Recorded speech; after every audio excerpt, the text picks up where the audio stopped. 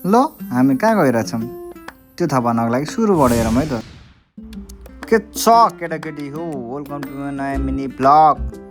आज नि टक्क उठेर गएँ म कलेजतिर।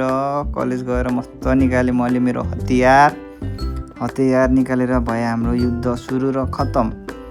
अनि युद्ध खतम भएपछि टक्क लागेँ म पसलतिर। पसल गएर मस्त मोबाइल चलाएँ। मोबाइल चलाउँदा भोक लाग्यो। अनि खाजा खान गएको त टक्क बाबु पनि भेटियो। बाबुले दाइ प्लिज खाजा खान लैजानु भनेर मैले लगेँ उसलाई क्याफे हट।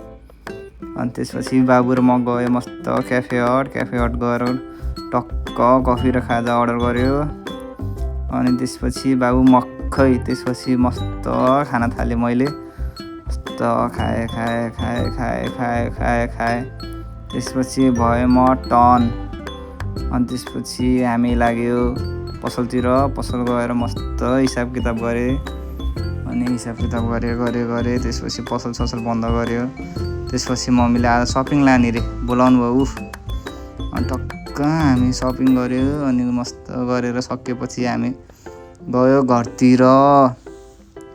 अनि घर पुगेर मस्त अनबक्सिङ आज म टक्क अनबक्सिङ हाने।